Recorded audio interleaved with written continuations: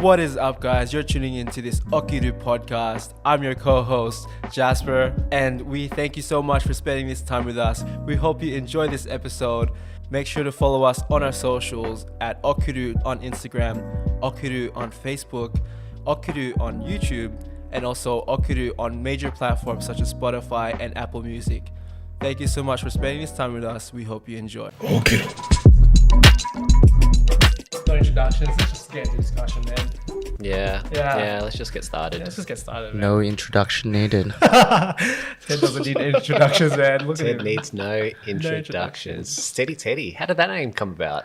How did it come about? Originally, my tattoo handle was Get Angry Ted. And I worked in a studio, and my friend and owner of that studio said, we should probably change that up. There's also a famous Australian tattooist named Shaky Bill. And that's where I draw sort of my inspiration from just for Steady Teddy. The irony is that there's so many other artists with way better, steadier work than me. So that name is a lot to live up to. No, but the name could be an aspiration, right? Because some people buy dresses that they can't fit so that they could one day get into. Is that Steady Teddy? No, that's not at all. It was purely gimmickal and false advertisement, really. So what are the coolest tattoo names and handles? I reckon you've come across some gems out there. I don't know how to pitch them as cool. I think everyone has a different narrative behind their Instagram plug or their portfolio, like how they promote themselves. Yeah, it's like sex work, you know? Do you really want to use your real name? That's true. Not at all. Not at all. Why, they might trace you and find out where you live, or? I think we all know there's a few creeps out there, you know? Have you faced any creeps yet? Mate, I've been tattooing for like 9 or 10 years. We get creeps every week, so... Yeah. What was the creep this week? Oh, creepiest week. I can't tell you from the top of my head. Hey, there's definitely some stories where the police got called. Oh shit. Yeah. So when I was apprentice, we named these two brothers Reeky Reese because one of them was named Reese and they fucking stunk. And one of the brothers was getting tattooed and the other one was just being a bit of a menace. They were probably on something really strong. And we had a young lady that was getting tattooed on her ribs, so she's quite exposed. Yeah. And Ricky Reese's brother was being a creep. So I sort of ushered him outside and was like, hey, do you want a cigarette? Because he looked like he was fiending for a cigarette. And I ushered him outside. I was like, you can't go back in there, mate. And then he chucked up a fuss and started smashing like all these windows, not of the studio windows, but our neighbors. And eventually the cops got called. So that was a creepy one. That's one of the many 100%. creepy ones. Yeah. How'd you handle that so calmly though? Like, I think because I was apprentice, I wanted to, like show my commitment to the other artists and to the studio. yeah. He could have done anything to me, but I wasn't really thinking that at all. I was kind of looking out for the studio and that young lady getting tattooed. Yeah. Yeah. And I could have smashed him. So we spoke to Kevin, like, you developed this confidence because you can fuck the other guy up. Yeah. This guy wasn't walking in a straight line, so it wouldn't have taken much. Yeah. Yeah. But tattooing apprentice, like for me, I have no tattoos, and this is the first time I've walked into a studio or parlour since that time I walked into one in Vietnam like 6 years ago, and I was looking for weed. Oh, yeah. You won't find any weed here. By the books, all legal here. So, because tattooing, it's permanent, and a lot of people's like, all right, when you get started, how did you get started, and how did you want to share your art in a sense? I was very, very lucky into my introduction to tattooing. I had two very, very close friends of mine that were already tattooists who worked in a studio.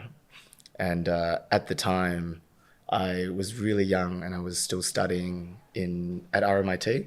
Excuse me. And I had taken a year off to take care of my mum, who was ill. She inevitably passed away, and I had the remainder of this gap year off, in which I ran an absolute muck. And my friend, who was a tattooist, said, "Hey, Teddy, come in, do some business cards for me, just to give me a task and to like keep me out of trouble." And that's what I did. I designed the shittiest looking business card ever in my mate's tattoo studio. And then I sort of just stuck around at the studio, and the owner of the studio was an idiot and didn't really question. He was sort of like, "So who's the new guy?" So that's how I got into tattooing. Wow. Yeah. So, you've been tattooing for what, a decade now, pretty much, right? Yeah. It's hard to say, like it's been 10 years since I started, but I've had so many periods of like on and off, just through like getting injured or like with the lockdowns and everything. Yeah. But yeah, let's say 10 years. Yeah. So you get injured because of tattooing, or what's this? During my apprenticeship, I cut the two tendons in my hand, in my dominant hand, which made I couldn't move these two fingers here. They move fine now. Yeah, fuck. Yeah. Thank you, Western Health, for that. Shout out to Western Health. Yeah. I put my hand through someone's car window and cut the tendons in my hand, so I couldn't draw or do anything with my right hand for a couple of months. And then in 2017, I got into a motorcycle accident. Oh shit. Yeah, where my leg was traumatically amputated. That is what was written down. That's how I would describe it. It was pretty rough, but yeah. And so that took a little while to bounce back from. Right. But yeah, I think I tattooed 3 months after I got it amputated. Yeah. But it was like that's wild. Under the table sort of stuff, which is not under the table anymore because I'm on a podcast. Now that you let it out. Yeah. Traumatically injured. And that's how they described it officially. So the doctors wrote that on a piece of paper and traumatically amputated, you actually said. Yeah. So do you want me to tell you how it all happened? Yeah. So I was heading back to my house in Footscray at the time, and I had a friend in her car behind me because I was going to drop off my motorbike to go watch a movie with them. As we did this turn that I have done hundreds and thousands of times, I was in the far right lane, and there's 3 lanes, and I was indicating to turn left to merge into the furthest left lane to make the next turn. And sorry, I'm used to mics in my face. So when I did a head check to do the turn, and do the turn right in front of me, someone had what they call it T-boning. Yeah. So someone had came straight out and hit me as I was sort of merging into them. And from there, I just remember hitting the car, flipping for ages. And then eventually I came to, I stopped rolling, sorry. And it hasn't been the first time, it wasn't the first time I've come off a motorbike. So I just wanted to get up to let my mate know that's like, hey, I'm alive, I'm okay, I'm in good shape. As I tried to get up, I fell back down. Oh, fuck. And then I realized my left foot was facing me. Oh, God. Yeah. Okay. So from there, I just sort of lied back down, and I just remember being really bummed out. Yeah. Yeah, I was like, fuck. Yeah. Yeah. Of course. Yeah, and then my friend got out of the car, checked up on me, and she tried to do what she could, but she freaked out and then called her partner at the time, who was a guy that I used to ride with. I ride with all the time, and he came down. But in that time, I just remember the driver that hit me and her mother. It was a really young girl that hit me, and she was learning how to drive. Oh god. Yeah. To this day, I have no hard feelings towards her at all. You know, like I had lawyers telling me, "Is like, do you want to do criminal charges?" It's like, no, she didn't try to bloody kill me or anything. I didn't remember her screaming, being like, "Oh my god, is he dead?"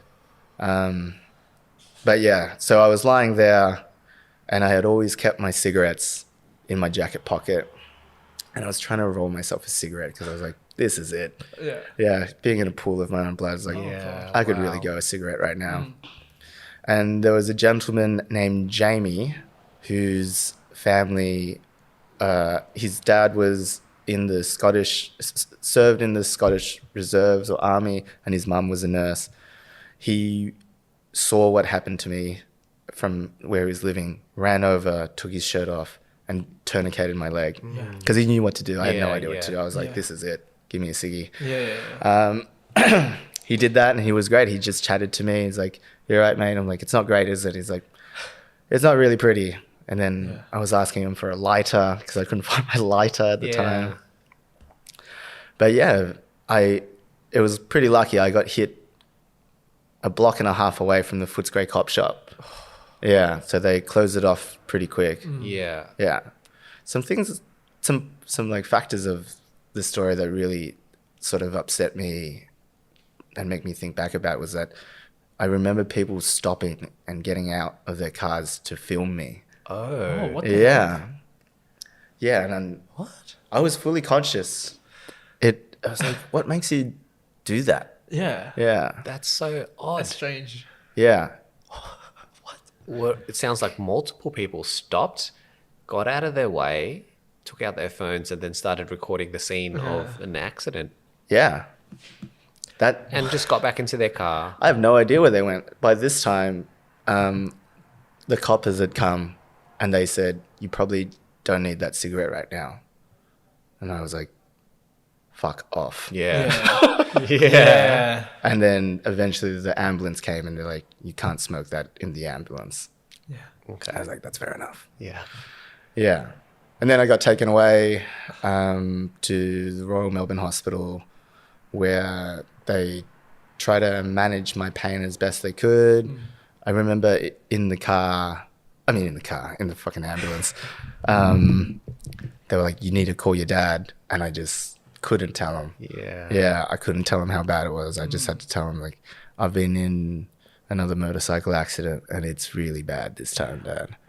Yeah. And that's why I haven't bought another motorbike. Yeah, I just couldn't do that. I can't do that to him. No but way. I can hide one from him. But I just couldn't, I couldn't do that again. What was the feeling of looking down and seeing your foot face you then? Because you are in a lot of shock, but you're fully conscious this whole time, and you realize you try and stand up, you can't, so you sit back down and you're like, okay, my foot's looking at me. You're stunned. I was trying to roll a cigarette, so I was trying to keep myself occupied. If you ask my friend Collins, he'll tell you when he came to see me and like comfort me around with Jamie. All I said to him was like, "Dude, I'm so bummed out. I am so bloody bummed out because I've broken things before, and you can bounce back from it, right?" And I think having two other friends that had lost their legs, I knew the result of the accident was like definitely amputation. At that point in time, you knew right there and then, that you dude. lost. Yeah. Okay. Like even in the hospital, there was the plastic surgeon said, as I'm like not even within the hour of me getting into the accident, they said, the plastic surgeon said, "Okay, we can do reconstructive surgery, but there's no guarantee that you'll ever be able to bear weight on it. Okay. Or we can amputate and we can probably get you back on your feet."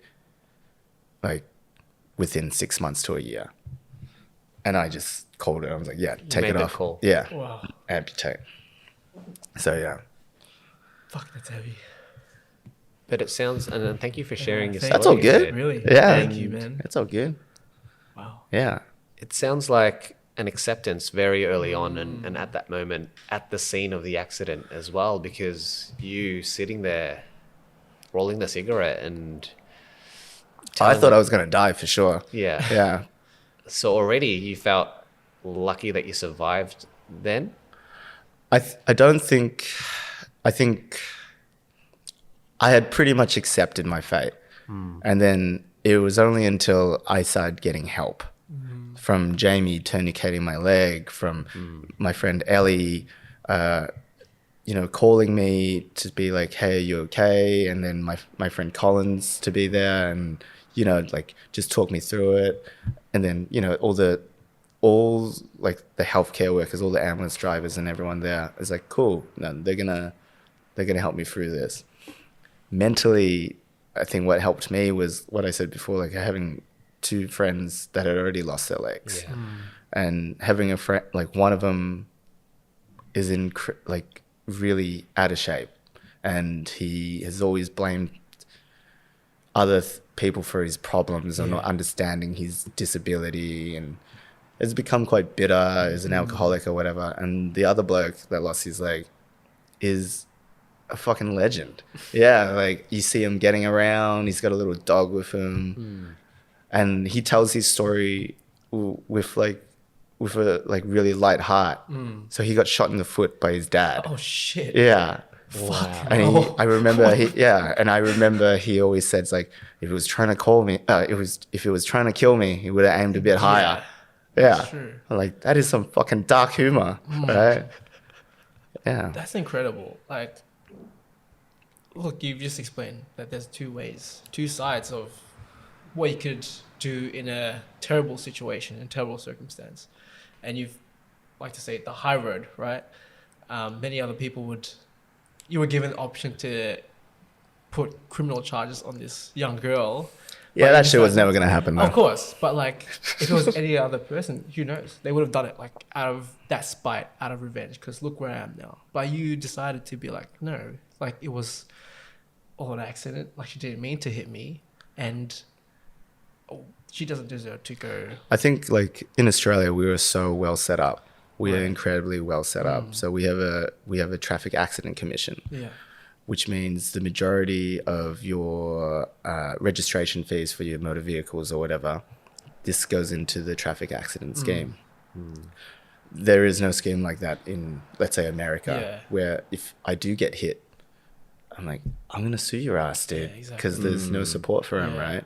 I remember as soon as I came to, there was a traffic accident TAC agent there to tell me, he's like, hey, you're going to be supported. Yeah. I had no idea about the TAC. Yeah, I thought they were just like commercials that tell you not to drink and drive. And then I got into it a little bit more and learnt about it a lot more. Yeah. Wow. Yeah, some of my friends were trying to set up a GoFundMe. I was like, nah, dude, I got TAC, baby. TAC, baby. But you see in Russia, and you see videos on YouTube of the dash cams of people trying to roll over in front of a car. So it can become a bit of a scam or a business, if you will. Yeah. But it sounds like we are very lucky. Tell us more about the TAC then, because you've done some work with them ongoing as an advocate or the ambassador of sorts, right? Well, I took them to court. There's not really a lot I could talk about. I guess it's all settled now, so I can talk about it. Yeah. No, they've been great. They've been so supportive and everything. And when I say I took them to court, it's because I was trying to squeeze $1 out of a dime, you know? Yeah. I hope I can talk about that. I hope my lawyers are cool with that. Unless we're not, let's be safe and we don't want to be getting in trouble. No, it's all sorted. What are they going to do? Sue me? No, the TAC is great. They're awesome. From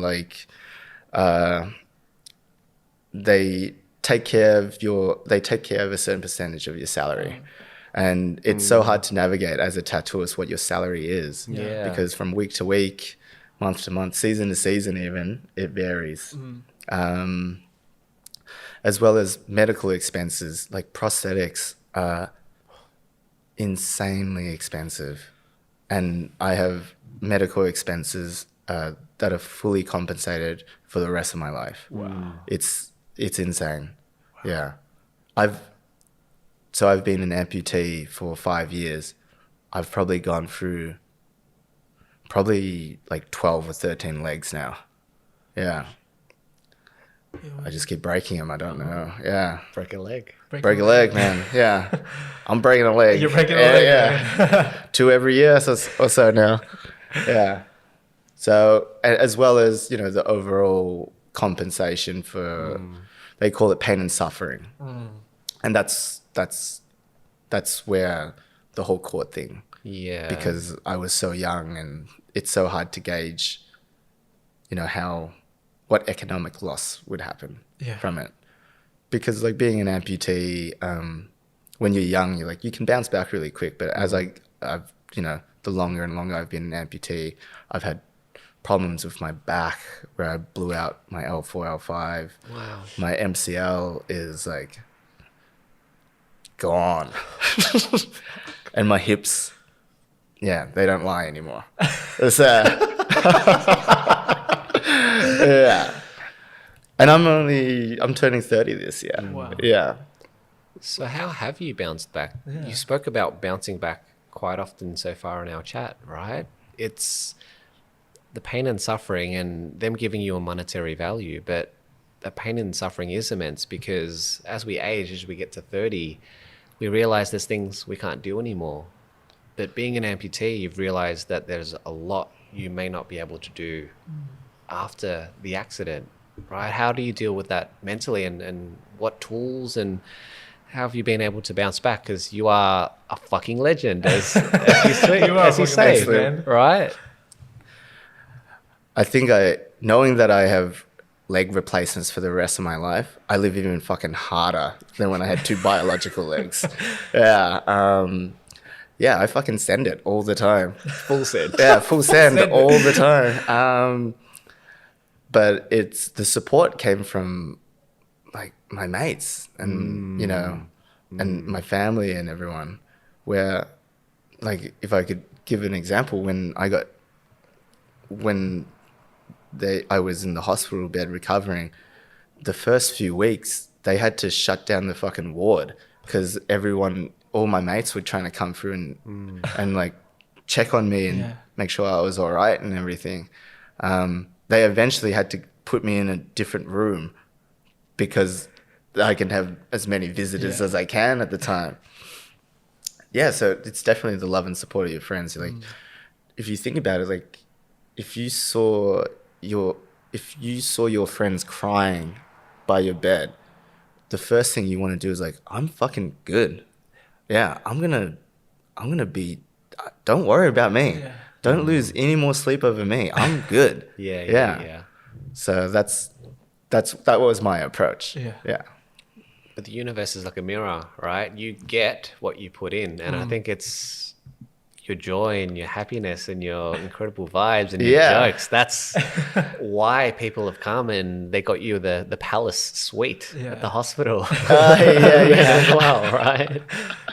Yeah, it wasn't the best suite. It was right next to the helicopter emergency, like the ambulance helicopter. So that's at the Alfred. Yeah. No, I was at Royal Melbourne. Okay. Yeah, I've been Team Royal Melbourne for a long time. Yeah. What's Epworth trying to poach me? Yeah.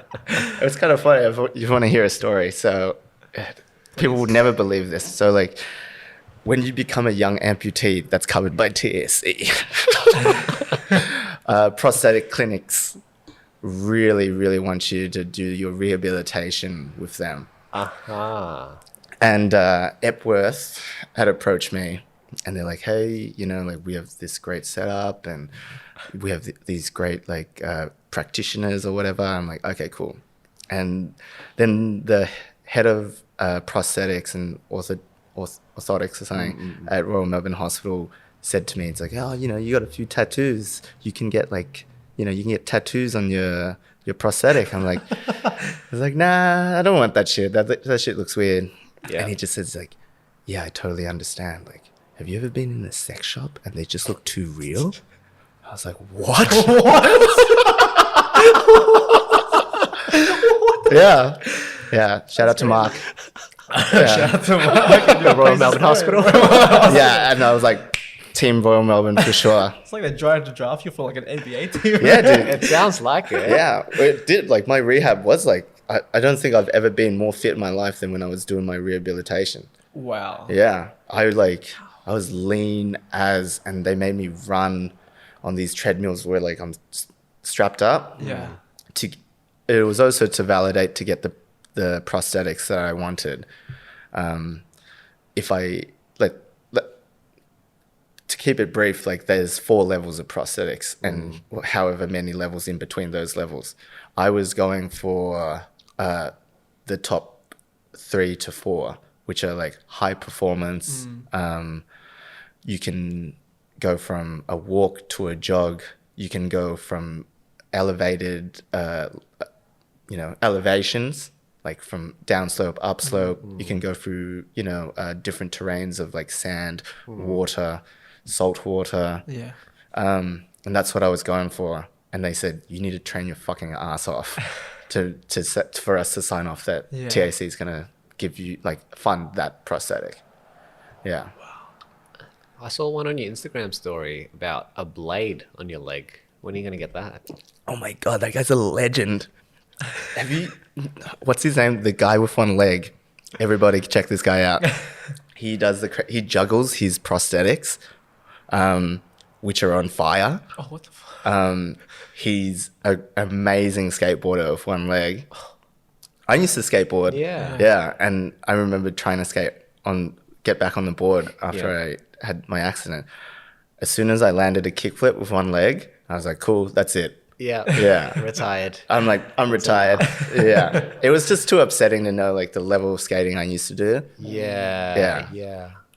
And I'm getting old and it was sore as fuck. I was scared of blowing out my knee, which I already have done. Yeah. So Yeah, you got to be careful.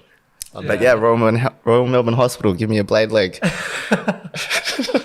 Is that the ones they use for running? No.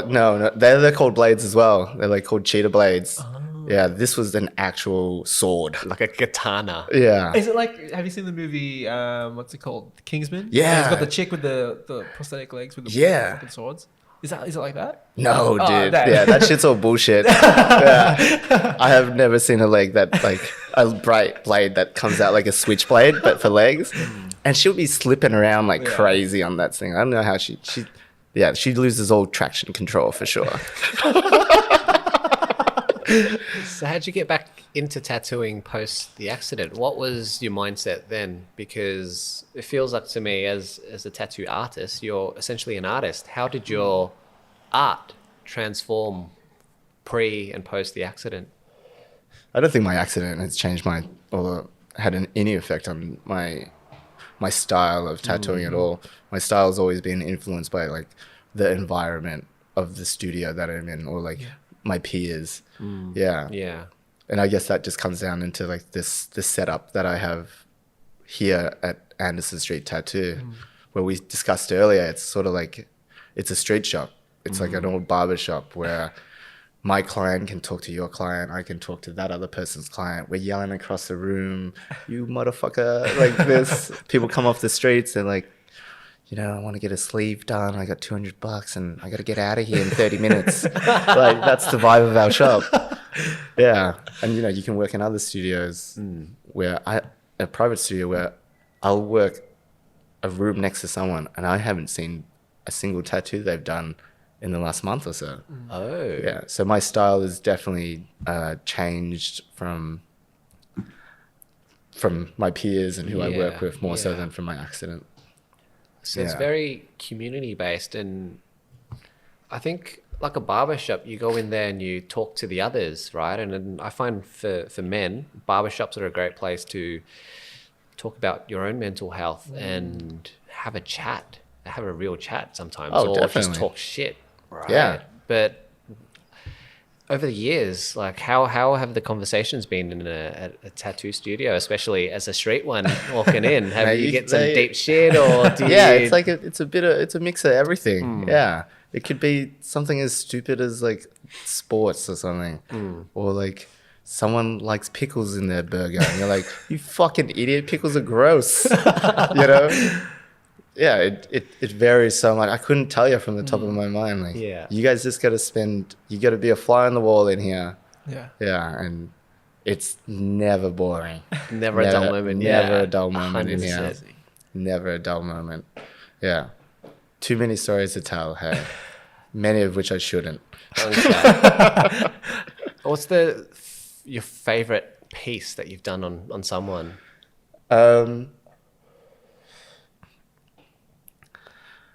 There's a standout piece like I've done quite recently where I did a hanya just below the belly button of this young lady's belly button, and afterwards I was just like, I fucking nailed that. Yeah, like you guys could imagine where with your craft and everything, you're like, okay, cool, I can tighten up with this and this. Tattooists are the worst at that. We're like, I fucking suck, I should fucking quit, we're so judgmental with our work. It's so critical. I'm sure there's a word for it, but you know what I mean. Critical is an important word. Yeah, but I did this tattoo and I'm like, I was amazed that I did it so well, and I got this praise from some of the other artists in here. That was like, this is probably some of your best work. And we do give ourselves a pat on the back, and we also build each other up as well. But like to hear it from your peers in a genuine way, not in a way to like pick you up. That was probably one of the milestones of my tattooing. Yeah, definitely. I think it's important to be critical. Like, I'm very hard on myself. I'm often telling myself, like, I'm a moron, I'm a dumbass. I'm like, no, you're smart. I'm like, no, I'm pretty dumb. Like, if you like know what's inside my head, I'm like, it's pretty empty in there. But I think that's why I like to learn things, because it's like, if I know everything, if I like, oh, I don't need to learn that, like, then there's no purpose for me to learn something like that. Or if it's when I'm designing anything, and I'm often like hard on myself, because you can always do better, right? You always feel like you can add those little improvements. No, of course. But it's because of those moments where you're so hard on yourself, when you have that light bulb where like, oh wow, I'm really proud of this.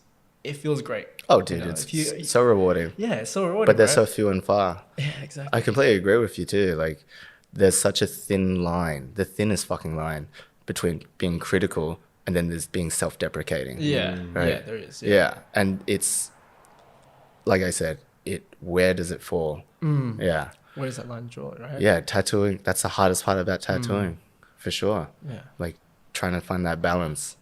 Yeah. So how have you improved and built upon your craft in the past decade? Being humble, man. Yeah. Yeah. Being humble.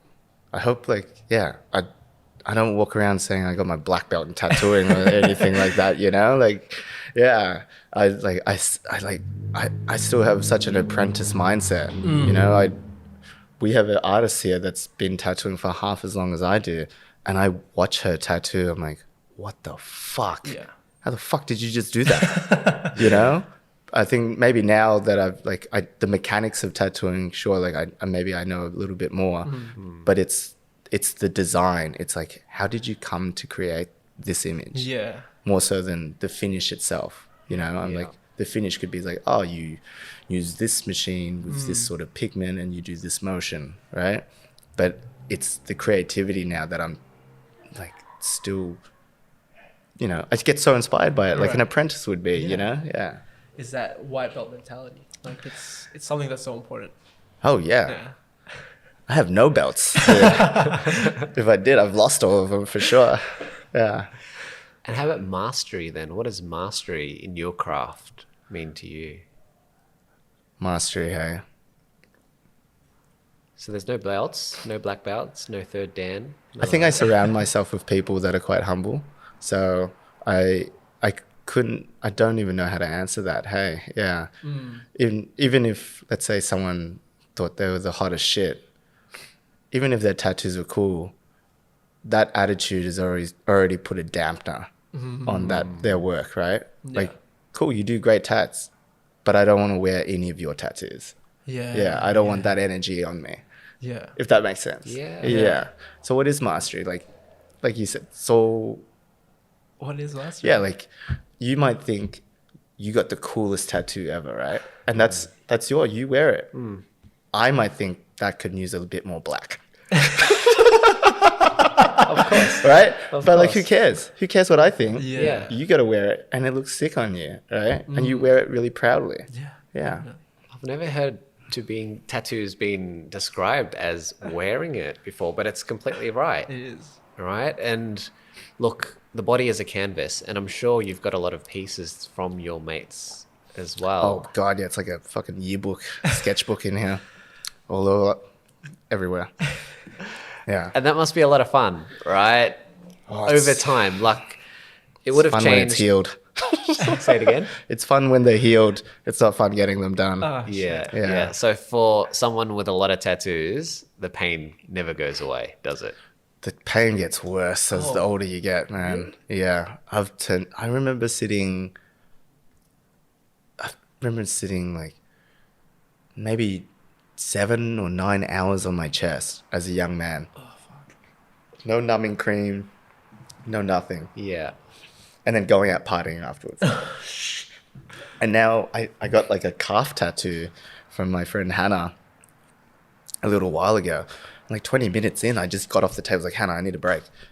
Yeah, and I had to go to the back, have a cigarette, and be like, can I fucking do this right now? It's like, can I like tap out in front of like all my peers? So yeah, tattoos fucking hurt. Okay. So the pain never goes away. Then you don't get It used to never goes away. Yeah. Well, like once you're not tattooing anymore, it goes away. It's not like Yeah. I'm in constant pain. Yeah. Yeah. Yeah. Yeah. How about when someone comes in and they want a piece and you're just like in your head, that's silly. You probably do that. I think of that all the time, but you're a business, right? But is there any ethics? Be like, you shouldn't get that. Don't do that. Of course, yeah. I think like the further along in my career I've had, like I developed, the right language to sort of approach that situation. When I was apprentice though, and I was making no money and I wanted to learn, I was like, I don't give a fuck what you want to wear on you, dude. I'll do it on you. Yeah. As long as it's like, not like anything offensive, of course. Yeah. Yeah. It's like, yeah, I can do color realism. It's like, I don't even own any color pigments. But now, since me, Spike, Ethan, and Palmer opened up this shop, we've really encouraged people to, you can turn away work, And I guess like working in for street shops for ages, it was like whatever comes in, you got to do it. Yeah. But you can just turn it away, and then they'll go to some other shop, and then that's some other shop's headache, right? That's their problem. So that's our approach now. So what does the everyday person need to know about tattoos, or if someone's wanting to get their first piece? What would a seasoned veteran of the industry... This might sound really obvious and really stupid, but like just know what you want to get tattooed, right? Some Yeah. people might be like, I want to get a tattoo of a dragon. And you're like, I could draw a dragon 700 fucking different ways, right? And then they'll be like, oh, okay. Because it baffles me I want sometimes. a dragon. Yeah. Well, no, it's mainly common with flowers. Like, I want flowers. And like, okay, what flower? Or like, where, like, how would you like it done? What style would you like it to be done? Would you like it to be color or black and gray or whatever? That, I know it sounds so obvious, but it's like so ball breaking to hear all the time. So it happens a lot.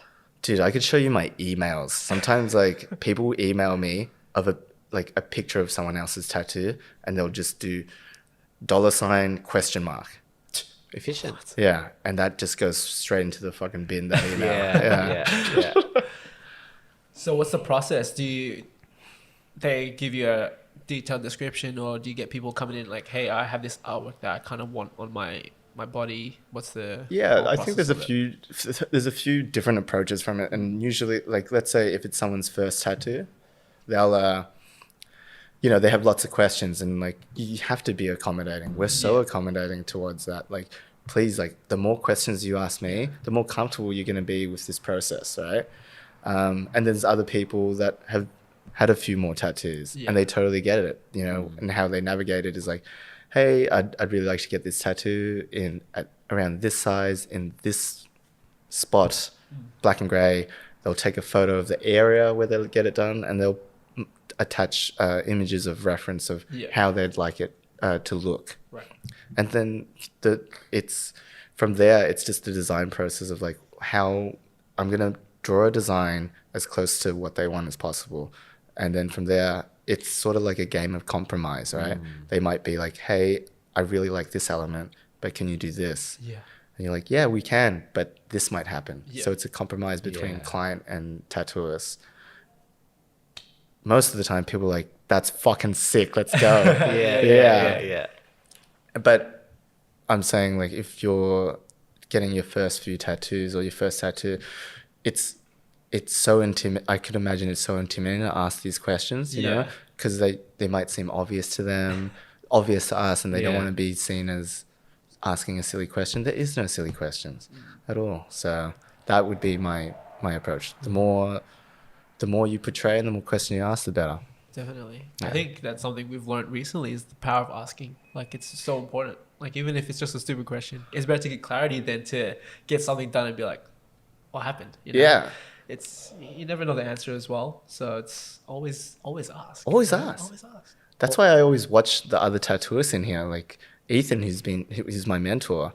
I watched him pull certain lines. Like, it's so hard to pull such a, like a perfect circle, right? Yeah. And I saw him, how he broke it down. I'm like, that's so fucking simple. Yeah. It took me 10 years to fucking think about that. You know? Yeah.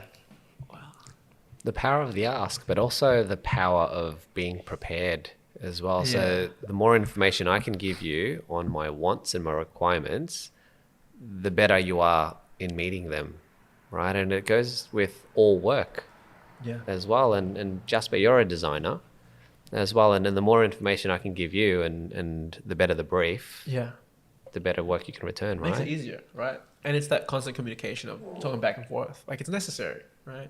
Absolutely. But there's always that fear, like you said, like, if it's a stupid question or am I like taking too much of your time? But like, dude, it's an email, dude. Yeah, exactly. Exactly. And if you're talking to someone that's like getting aggravated by your questions, stop talking to them. Like, seriously. Find someone else who's willing to help you. Yeah. You would know for sure, like, the older you get, you know how to filter through things, right? Yeah, I don't need to take on every single brief, every single design. Yeah. I should be enjoying my craft now. 100%. 100%. Yeah. But it took some time to get to that level, right? Of like, sometimes you have to go through that period of like doing so many work so that you can build that mastery, and then you can earn the right to be like, I get to pick and choose. Absolutely. I think like there's tattoo, as much as an aloof as the tattoo industry is to everyone else, tattooing is just like any other job, right? Like, you do a job to pay the bills. Exactly. Then you do a job to pay your soul. Yeah. Right? And it's like any other job. Yeah. Yeah, definitely. And we don't sell weed here. like you might think in Vietnam. Don't get confused. Yeah, don't get confused. Wow, that's a beautiful way to put it. Yeah. A job that pays the bills, but then a job to feed your soul. Yeah. What are the jobs that feed your soul then? I think like I like doing like really classical tattoo imagery. So they would be like dragons, tigers, snakes, and everything. Like, and you can imagine, the classic tattoo imagery. Yeah. And there's other things, like that they're not as rewarding, but it doesn't mean I still don't approach it with the same seriousness and enthusiasm, right? Like, someone might come in and want to get mum tattooed on their wrist. And I'm like, I still bring that same energy to that tattoo. I'm like, when are you going to come in and get dad on the other side or something, Yeah. So why do people keep coming back to you? What's your secret sauce? Obviously you've got great energy. That's right? it, dude. Yeah, obviously, like, tattooing is so intimate. I'm marking you for life. Yeah. Yeah. And you're giving me a fucking large sum of money for it most of the time, Yeah. you know? Tattoos are fucking expensive. That's why I became a tattooist, so I could get them for free. But yeah, obviously your work reflects yourself, your Yeah. quality of work, and as well as, you know, your approach to it. Yeah. You have to understand that someone's come to you and is paying you for a lot of money. So you should be accommodating to them. Yeah, it's so bloody intimate, dude. It's Yeah. quite an honor as well, right? That they're coming to you, they love your art, and they're like, hey, brand me for life. Yeah. Dude, when people email me, people that I've never met before, and they say, I want you to tattoo my whole back. Oh, shit. I'm like, have you sent this to the right person? Sometimes like, are you sure about this? Yeah. It's like we said earlier, it's the balance between Yeah. critical and self-deprecating, right? It's like, you sure you want me to do this? Yeah. Yeah, because I'm just as unsure about doing it as you wanting to get it done, maybe. Yeah, definitely. But the beauty of that is that balance, whether you are second guessing yourself, is that you put in so much more effort because the customer is giving you so much money and they're giving you the honor of what tattooing their body is like, all right, I'm going to give it my fucking all and do the best work that I possibly can. I think the honor itself, like that privilege and yeah, it's that trust, no sum of money. It doesn't even matter. Yeah. You know, like it's so fucking serious. Yeah, like the back, for example, that's like prime real estate. Yeah. Right? And you just offered me prime real estate. Are you fucking joking? Yeah, but like it's so surreal. Yeah, especially now, like I've done it for a while where I can do full backs and like quite larger pieces and stuff. Yeah, I'm very, very lucky to be in the position that I am and to have the clientele and you know what I mean? Yeah. For sure. Yeah, I'm very, very lucky. Yeah, and I never, ever take them for granted. Yeah. That's it. Is there any pressure? Like, what's the pressure? I can't imagine because you can't make a mistake, right? Because once you start marking, it's there for life, right? A big part of learning how to tattoo is learning how to fix tattoos. Right. Yeah. So there is overwhelming pressure. Yeah. We're human beings, you know? Things happen where they move. I know that perfect line isn't perfect anymore, you know? Or They sneeze. they sneeze. Like we're human beings. There's so many factors of failing.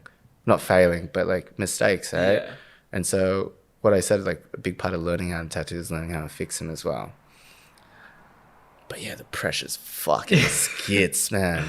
The pressure is insane. Yeah. I think now that being part owner of a studio, the pressure is even greater than ever. Right. Yeah. Because your reputation's behind that too, right? The reputation, but like for myself, I don't know how to make this sound pretty. Like most of the artists, some of the artists from my shop have come from studios that are quite questionable. Not questionable. They weren't treated as best as they can. Right. Does that make sense? So when they come here, I don't want them to feel that they're gonna be mistreated, mistalked to. Like we're so to the point here. We're like, to be honest with you, like it's let's say it's a monetary thing. I'm pretty sure these artists that we've hired make more money than I do. Yeah. Like we want to give them such a great time, like a good time to grow enough where like they can go to another studio and learn and develop even further, right? Like take this as a stepping stone rather than them being a cash cow. Yeah. If that makes sense. Yeah. So that pressure of being like, I need to accommodate these artists as best as I can. Like how do me and my partners do that? Wow. Yeah. Ted, look, Liv and I we're having this conversation, and he said you have such incredible energy, and I'm feeling that as well. And I can see you're a very selfless person. Have you always been like this? Dude, how the fuck can a selfless person comment on that? Yeah, I've always been like selfless. Well, what was that process? That was a joke, by the way. I guess let me reframe that question. What was the process of you becoming like this person that cares so much about his employees and just everyone around them? Because I was mistreated. Me and the owners, we came from a shop where we were mistreated. We worked for years on a 50% commission without supplies. That is fucking unheard of. Mm-hmm. Yeah, without supplies. Without supplies. So like disposable supplies like paper towels, cling wrap, gloves, the tongue depressors that you were surprised to see at the back before. For a 50% commission. So everything I made, I had to give 50% of it to the owner. We all did. And there was no reward for, let's say, being really good to the shop. Yeah. Which is like one of my mentors, he literally ran that shop. Yeah. And he took care of all the other artists in there from his work alone. And he wasn't rewarded or even appreciated for that. Yeah. So when we started our own shop, we're like, dude, this is going to be the fucking Disneyland of tattooing. Yeah, for tattooists. Yeah. Yeah, so that's where our approach has come from, mainly. But what about you as a person? You've got such great, incredible energy. Well, tell us about your old man then. My dad. Yeah, he's such a lovable guy as He is, well. isn't And at he? your parties, right? We all celebrate Ted, but just as much, we celebrate your dad. Yeah, he's a bit of a party animal, my dad. He just knows how to have a good time. Yeah. When he's hungover, though, he's not a great time. Yeah. I think like having parents that are, refugees, boat people, and they tell you about their trip to get to Australia, you have to be so fucking humble. Yeah. Like, mate, like I went on a boat trip with my partner and her family, and we were on a boat for 2 nights and 3 days. And all I could think about was how the fuck did my parents get here on a boat? Yeah. And this boat was luxe as fuck compared to the one that they got here on. So where were you again? I was in Whitsundays, man. I was in I was in the Queensland. Great weather, great sand, great beaches. Yeah. As luxe as you could probably get compared to a leaky, fishy fishing boat at Vietnam, right? Yeah, in the 70s and 80s. Like the majority of my family that came to Australia are boat people. And the stories that they told me, there's no filter as Asian parents, We'll be having a nice meal and my dad will say, it's like, yeah, I had to climb the tallest mountain to bury a dead baby. And then we had to quickly board the boat because the pirates came and saw us. Yeah. Or like my uncle just telling us like, yeah, we had to resort to cannibalism. Because, before they were found out. Heaps of stories like that. Yeah. There's heaps of funny ones too. I didn't mean to get just so dark just there. But yeah. No, but there are also a lot of untold stories. There's a lot of untold stories. Are held so deep inside. And for me, like my old man, he doesn't even go near water. He can't go for swims or anything like that. He'd always be watching over the years. And look, I haven't asked him about that for a long, long time, but it makes me want to say, hey, yo, what's up? Yeah. As well, all right? Because that's some trauma and some stuff that's hidden and tucked away that he's holding on for so long. And like what your family have shared. I guess that's why my dad's a party dad, because when all you Asian boys come around, he's like, look at the fruits of my labor, Yeah. Had to travel through shaky seas, get shot at by pirates, starve, like dehydrated, for you guys to get wasted in my backyard. Oh, yeah. How's the garden these days? We just sold the family house, so it looks great. A lot of work has gone into it. Yeah, a lot of work has gone into it. Yeah. What happened? What's the reason behind the sale? So when mum passed away, I didn't want to live in that house anymore. Yeah, and it's taken my dad 10 years to sort of feel the same way as I have. And a big part of like Vietnamese culture is like the oldest son will take care of the parents. Yeah. So I bought a house, and I told him I was going to buy a house on my own. And he said, hey, I think it's time that we let go of this house. And my mum's original plan was the house is 50-50 with me and my sister. So we sold the family house, and with my portion of the family house, we got a fucking bowler house for me and dad. Yeah. So that's it. Yeah. Congratulations on buying a new house. Thank you. Wow. Yeah. Yeah. The street. I'm not going to name the street on Don't this say the podcast. address. Yeah. Is the postcode Turak or something? No. I'm born and raised in the West Side. So yeah. Yeah. Look, there was a moment after one of your parties, and it was a somber moment for me, right? I think me, Roger, and Ricky were just on our way out, and towards the end, we just lit some incense and paid respects to your mum. And for me, that was a beautiful moment of just honoring her. Man, I remember that. Yeah. Yeah, I love that. I really, really appreciated that. Yeah. Yeah. And yeah, I can visually remember it, and I feel it in my body at the moment too. And look, I can't imagine losing my mother at any age, right? No. And obviously it's a big gap that would leave you because of a reason why you can't live in your current house because of certain memories or... Yeah. Yeah, that was such a beautiful moment. Yeah, I had like so many friends roll in, just like how all my friends rolled in when I got hit. They all rolled in and they burnt incense for my mum when they left the house, you know, because they're like, this is mum's house. Yeah, it's unreal losing a parent when you're that young, but you're that young where you have no fucking idea how to process that. Yeah.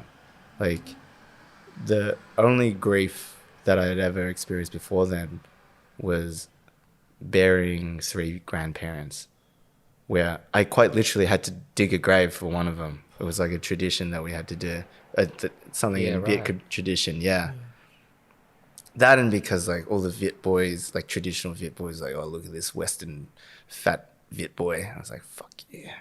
Yeah, I took the skins off my hands to do it. Wow. But yeah, that was a really beautiful time, and like how you deal with grief. I was just so young. I'm still processing it now, right? Yeah. My mum died 2 days before my birthday. Wow. Yeah, I cremated her on my birthday. Yeah. And when you lose your mum at 18 and then you bury her at 19, how does any of your friends that are your age group know how to communicate with you, right?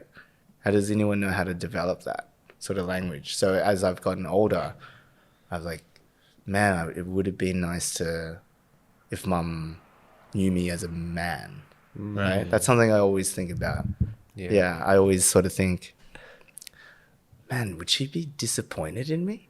You know? Or like, would she, like, what would she think, like, about this tattoo that I just got or something? You know, it's like... Maybe it's your question. Yeah, yeah, like, it's not... I don't always self-deprecate with that. Like, I've made so many bad choices, you know, but the outcome has always been great. Yeah. But could you say your positive outlook on life and this energy that you hold and that you bring, has that come from seeing so much darkness? Oh, mate. That when you do see a glimpse of light or any bit of light that many people may not be able to appreciate, you've just seen this immense darkness that you're saying, holy fuck, this is awesome. This every day, this normality, the beauty and the mundane, as I like to say sometimes. Yeah. Shit gets dark, dude. Shit is very, very dark. And it's okay. You should embrace the dark, right? Like things fucking suck. And you should talk about it. Yeah. As soon as you're like a hollow human being on your own, that's where I think so many people have such an awkwardness to address grief, right? Like myself, like no one knew how to talk to me when I lost mum. I had uncles and like I had family members, being like, when are you going to go back to school? Yeah. Thinking like school, like going back to uni would take my mind off Yeah. my mum dying, Yeah. you know? So, yeah, no, just embrace the suck, dude. Yeah, and That's it. get it all out. Because I remember like we had a couple drinks, and then after a couple drinks, you can let it all out. Yeah. Right? It's like, dude, this fucking sucks. And I have my friends and some people that I trust enough to be vulnerable around. Yeah. Yeah, I think that's true. I think that's one of the reasons why I'm like the way I am today. Someone who's able to talk to people and be open about, being vulnerable because of these, circumstances, situations when you're just having some drinks with your closest mates and they create that, you feel that safe space. You share, right? Yeah. Yeah. Yeah. And then if you're with people who are willing to listen and just be like, hey, like, I feel it's becoming more and more common the older we get, right? Yeah, definitely. No one lives forever, right? Yeah. And it's inevitable that you're going to deal with some form of grief in your life. 100%. And it's always nice to have someone you can share with. Yeah. And I think, like you said, like, I have this great attitude or yada, yada, yada, whatever, right? It's like, no, I've fucking gone through so much suck so early on in my life that I can talk and relate to my friends or my peers about the current suck going on in their life. Yeah, I have that language to communicate with them. And we're not told to embrace the suck when it happens, to participate in the grief, because your parents and even your mentor at the tattoo or that first brought you in to build business cards, right? Yeah. We get thrown distractions at us. Yeah, dude. All the time. That's so bullshit. Yeah, that's so bullshit. I remember, like, I love my dad. I just remember when mum, as soon as I watched mum take her last breath, I woke up the entire family. Wow. Yeah. I remember, like, she was like, she's gonna go. And then it was my dad, my uncle, my sister, and my auntie. And they were all sleeping in the corridor. I was like, wake the fuck up, dude. I think she's about to go. And then, we all watched her take her last breath. And then my dad just says the most fucking offensive shit ever to me, where he said, you can cry now, but that's it. Don't cry anymore. Yeah. And to this day, I like can't cry. Yeah. Yeah. I don't know if that's it at all, but yeah. So that was on the point of what you said, where it was just like, don't express how you're feeling, because grief is so fucking confusing, dude. Like, we're laughing one minute, we're crying another time. You're lost, but then you're embraced. Yeah, it's so fucking surreal. And you obviously cried. Was that your last cry then with your mum? Oh shit, I cry all the fucking time now, the older I get, dude. You just sit down. Yeah. But like over over like heavy stuff, like no, yeah. When I was younger, I didn't cry. Now it's slowly getting there for me. I wonder what it is. It could be, look, as we progress, men are taught, hey, you can feel your feelings now and you can embrace the suck and talk to your mates about it. Where back then with our parents and them seeing so much of their own anguish and hardship and trials, that they were like, no, you're not allowed to feel this. Men have to deal with it by themselves. I think that's it for sure. Yeah? Yeah, definitely. Yeah. I think I'm a bit more emotionally stable now, but for so long I just couldn't work it up. I don't know. It's not even just about crying. I just didn't have that in me. Yeah. I was like, oh, this is terrible. Yeah. This just happens. people die. People die. That's it. But I think now through discussion, not even just between men, like between all genders and all sexes of my friends and stuff. If anything, like talking to like all my friends that are girls and all my friends that are like in the queer community, in the trans community, like it's fucking helped me so much in tune with my emotions. Yeah. Like I worked for Crucible Tattoo Company, Melbourne's first queer and trans tattoo studio. Ah. Yeah. I had no idea that was the case at all as a straight guy. But like my time there, fuck dude, like the things I learned and like from the artists that I worked with and from Zero, the owner of Crucible, it's like, dude, I'm like so more in tune with my emotions, right? Rather than being like my parents being like, oh, we just had this tragic event happen to us. Suck it up, But now I embrace the fucking suck hard. And now I'm just wondering, from one generation to the next, and look, it is a different story moving from Vietnam, completely different scenarios, to Australia, right? But do you plan to have kids at all? Yeah, dude. Yeah.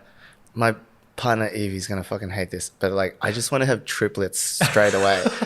Yeah. I feel like just get it over and done with, because she's studying biochemistry. I'm like, you can put this shit together somehow, right? Yeah. But yeah, I'd love to have kids one day. Yeah. And just imagine, the generational change of safety, right? Because we grew up in safety. Yeah. Relative to our parents, or more than relative, right? But the safety of your kids growing up, and their old man is a tattoo artist who, I don't know, sucks his vape all day. Oh my God. There's a different kind of safety, and the ability to really be who they want to be, because you'll most definitely encourage that as well, rather than trying to draw lines and boundaries too much. Of course. You guys would probably agree, like you wouldn't model your approach to parenthood from your own way of being parented, right? Like, if let's say we had kids, you would immediately think, how was I brought up? Exactly what you were saying. Yeah, your own personal experience. And I've talked to my partner about it, where like, I wish my parents had encouraged me and my sister through like artistic expression and through athleticism way more than, like you have a full 5-day school week and then tutor the next day, or tutor after school and then vet school and then another tutor. Yeah. But like, I just remember me and my sister were fucking hyper as fuck. Yeah. And we'd race each other on bikes and race other kids on bikes and whatever. And Tina really wanted to do tennis. But my mum and my dad were like, no, girls don't play tennis. Yeah. And stuff like that. So in my approach, I would love for my kids to like, whatever you want to do, just not meth. Like, do whatever the fuck you want, man. Yeah. If you want to go play basketball, I can't shoot hoops for shit, I'll take you to training. 100%. But I secretly just want them to be like combative sport. I just want them to be like the Ronda Rouseys and the Mike Tysons and stuff. But I don't know how I would deal with my kid getting beaten up though. Like, do I just jump the ring and like kick the other kid or something? Kick the other kid, or to kick the other UFC fighter? Maybe when they're pro and in the UFC. But yeah, whatever they want to do, I'd definitely encourage it.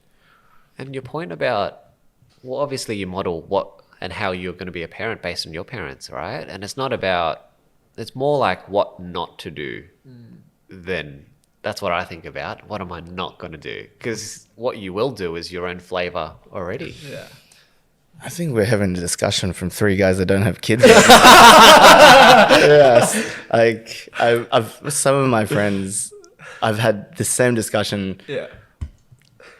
Like, as their partners are pregnant, and it's a whole different fucking person I've spoken to as soon as yeah. they have a kid, right? Yeah. So me talking about having kids in the UFC and shit and like getting their heads kicked in. As soon as I have a kid, I might be like a helicopter dad and be like, oh my God, putting cushions everywhere and shit. Yeah, true. Yeah, so it's hard for me to comment on that. Yeah. Yeah. That's an interesting one. But I will encourage them. Yeah. Yeah. Because I think about that now as well. Like, like what kind of dad would I be like? And yeah, you'd want to be that kind of dad's like, oh yeah, do this. And like I said, I might become that helicopter parent. Who knows? Because once that baby pops out, it's like your life changes, right? Oh like, God.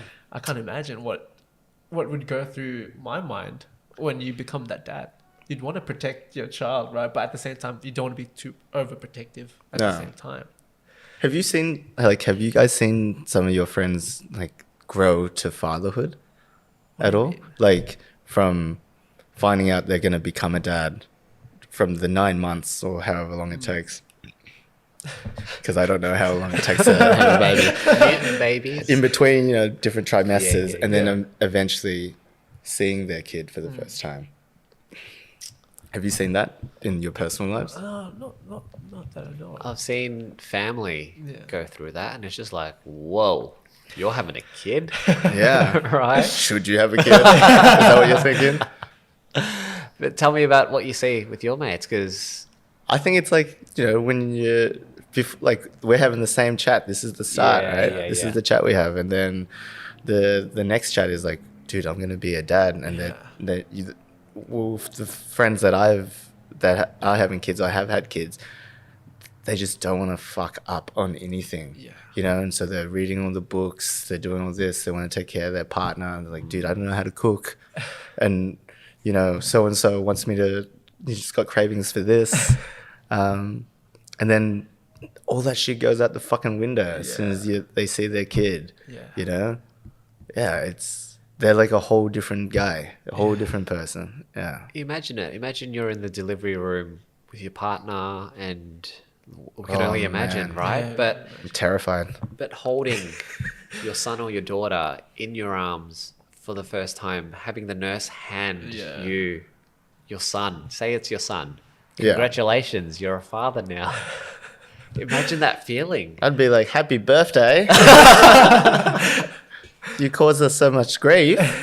Like I said before, like how telling Evie, like, just push out 3 kids at the same time. If she pushes out one kid, if I see her deliver one baby, and through that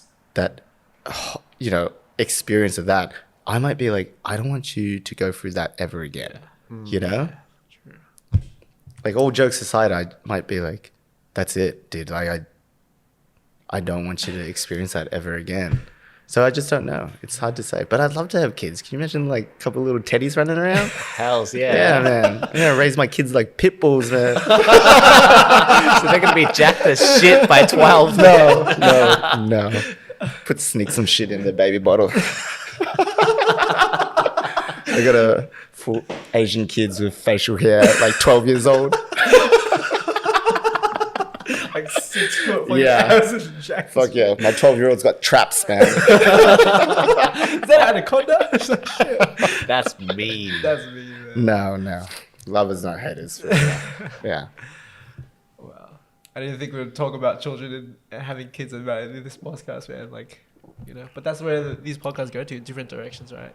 Fuck yeah. You guys run a great show, man. I'm so grateful that you guys approached me. We're grateful to be in the store. Absolutely. Yeah, come check it out. Yeah. Come get tattooed. We're going to get tattooed right after this.